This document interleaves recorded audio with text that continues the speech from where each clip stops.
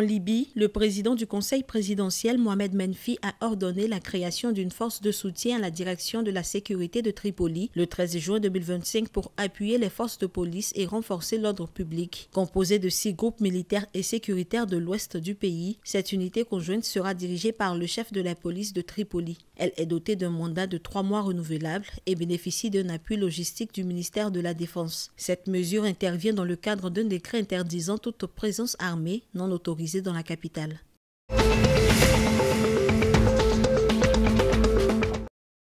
En Tunisie, le gouvernement a condamné le 13 juin 2025 l'agression menée à l'aube par l'entité sioniste contre la République islamique d'Iran, y voyant une violation grave de la souveraineté iranienne et des principes de la Charte des Nations Unies. Dans un communiqué officiel, le pays a dénoncé une politique déstabilisatrice et réclamé une action urgente du Conseil de sécurité pour faire cesser les attaques et mettre fin à l'impunité. Tunis affirme son soutien au peuple iranien alors que les frappes auraient causé la mort de civils et de hauts responsables, entraînant des représailles de Téhéran contre Israël.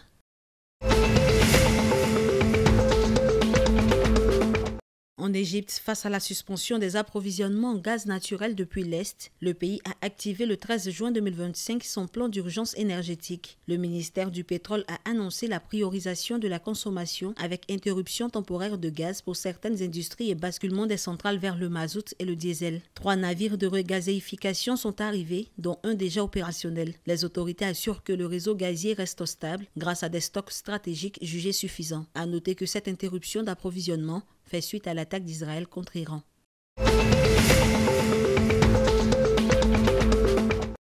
Le Maroc est dans le top 5 des puissances économiques d'Afrique selon le classement 2025 émis par le Fonds monétaire international FMI. Classé 5e économie africaine avec un PIB estimé à 165,8 milliards de dollars, le royaume se distingue par un modèle économique hybride entre diversification industrielle, stabilité politique et ambition panafricaine. Porté par l'automobile, les énergies renouvelables et le hub Tanger-Med, le Maroc s'impose comme un acteur stratégique résilient face aux crises mondiales. Le FMI salue une transformation qualitative qui attire investisseurs et partenaires régionaux.